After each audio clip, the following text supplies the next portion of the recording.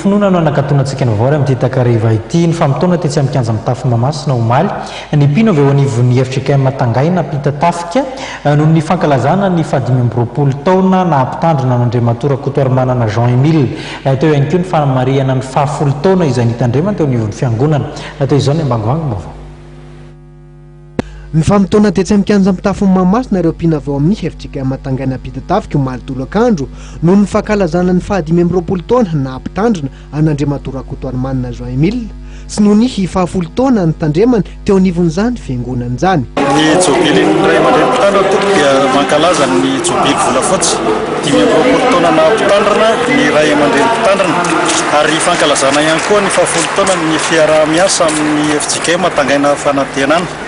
Maro ny antsika fakarakaraina ary izao fahasivy amby roapolo volana May taona 2024 izao dia isan'ny antsika izay karakaraina ao anatin'ny fankalazana. Ao aorianan'izao fankalazana ny fetiny reny sy ny fety eto amin'ny kianja mitafy mamasina izao dia mbola maro ireo antsika satria dia misy ny tanjona hotratrarina ny amin'ny tsinjo lavitra izay tolotra omena ny ray aman-dreny mpitandrina ao anatin'izany jobily fahadimy roapolo taona na mpitandrina izany. Amin'ny 5 sy 9 Novambra ho avy izao ny famaranana ny taonjobily ho an'ny FJK Matangaina pita tafika. Nanamarika ny fotoana kosa ny antsapiderana niarahana tamin'ireo antokopira manana ny maizy azy amin'izao fotoana izao toy ny Osanambojatovo-Fitiavana, ny TGC ary ny laika Tangaina Gospel.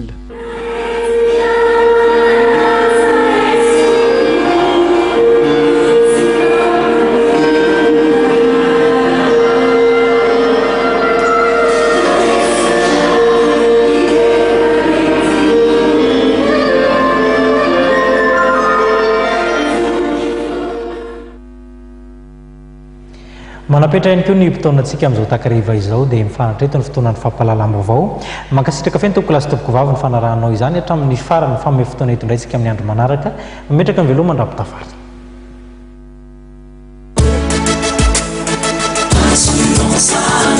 Art, vivre et entreprendre en toute sérénité. Manolotra anao teo ny vaovao